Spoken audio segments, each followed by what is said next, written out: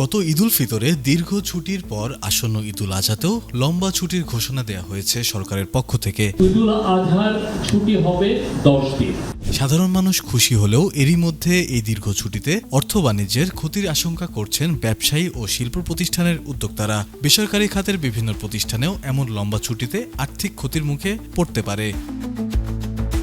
গত লম্বা ছুটির প্রভাবে দেশের রপ্তানি কমেছে বলে এরই মধ্যে সংবাদ প্রকাশিত হয়েছে গণমাধ্যমে।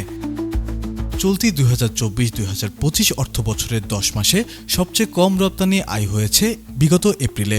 বিগত মাসে রপ্তানি থেকে আয় হয়েছে $3 বিলিয়ন কিছু বেশি। রপ্তানিকারকদের মতে ঈদের দীর্ঘ ছুটিতে কারখানা বন্ধ থাকা এবং শিল্পে গ্যাস সংকটের দ্বৈত প্রভাবে রপ্তানি কমেছে।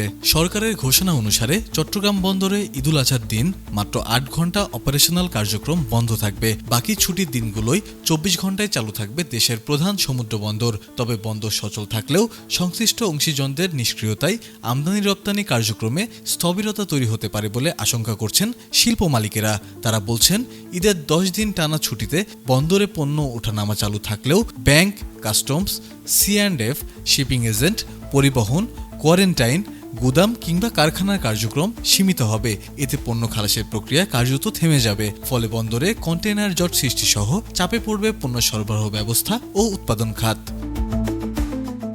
ব্যবসায়ীরা বলছেন, পুরো বছর হিসেবেও কর্মঘণ্টা কমে এসেছে। এর মধ্যে ঈদের ছুটি দীর্ঘ হওয়ায় উৎপাদন ও বাণিজ্যে তার প্রভাব পড়বে।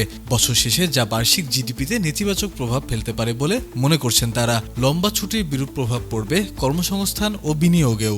মেঘনা গ্রুপ অব ইন্ডাস্ট্রিজের চেয়ারম্যান ও ব্যবস্থাপনা পরিচালক মোস্তফা কামাল বলেছেন, 10 দিনের ছুটি মানে কার্যত মাসের অর্ধেক সময়ে উৎপাদন বন্ধ।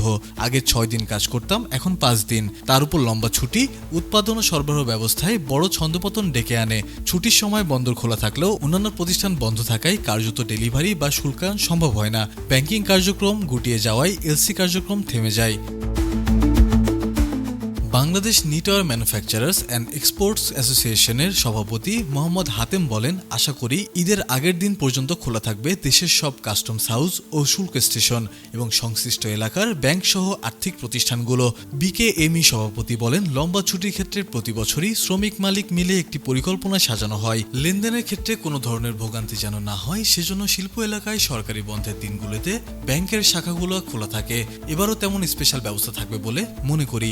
গত ঈদুল ফিতরের উদাহরণ টেনে তিনি বলেন, 9 দিন ছুটি ছিল, ফলে গত মাসের রপ্তানিতে নেতিবাচক প্রভাব পড়েছে।